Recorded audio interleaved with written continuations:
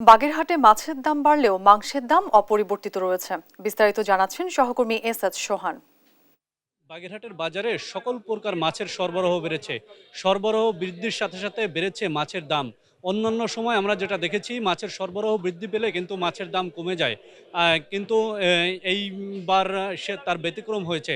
সরবরাহ বৃদ্ধির সাথে সাথে মাছের দাম কিন্তু বৃদ্ধি পেয়েছে। আমরা যদি আপনাদেরকে সরাসরি মাছের দাম বলতে চাই, সেটা হচ্ছে আজকের বাজারে কিন্তু বড় বড় ইলিশ দেখেছি আমরা।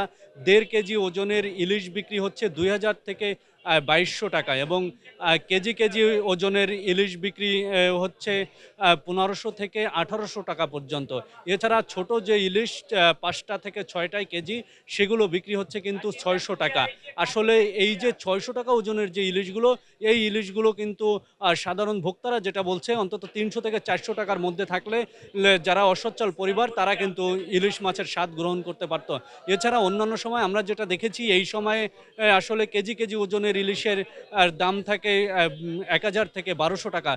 অথচ এই বাজারে কিন্তু আজকে ৫০০ গ্রাম ওজনের ইলিশ ৮০০ থেকে ১,২০০ টাকা পর্যন্ত বিক্রি হচ্ছে। এছাড়া আমাদের বাগেরহাটে স্থানীয়ভাবে উৎপাদিত যেসব মাছ রয়েছে, রুই, পাতারি, ফাঁসা, টেংরা, হরিণা, চাকা, বাইলা, বাইন, এইসব মাছেরও কিন্তু দাম বেড়েছে। আমরা সকাল থেকে দেখেছি রুই মাছ কেজি কেজি ওজনের রুই মাছ বিক্রি হচ্ছে ৩৫০ টাকা, কাতলও একই দামে বিক্রি হচ্ছে, ফাঁসা বিক্রি হচ্ছে ৬০০ থেকে ৭০০ টাকা, বাইলে মাছ বিক্রি হচ্ছে ৭০০ থেকে ৯০০ টাকা পর্যন্ত।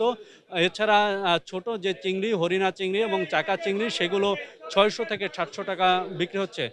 তবে বাগেরহাটে মাছের বাজার বৃদ্ধি পেলেও আ আ গোশতের দাম কিন্তু অপরিবর্তিত রয়েছে। আমরা দেখেছি বাগেরহাটের এই বাজারে গরুর গোশত বিক্রি হচ্ছে ৭৫০ টাকা কেজি দরে, আ খাসি বিক্রি হচ্ছে ১,০০০ টাকা কেজি দরে, ব্রয়লার মুরগি বিক্রি হচ্ছে ১৬০ থেকে ১৮০ টাকা কেজি দরে।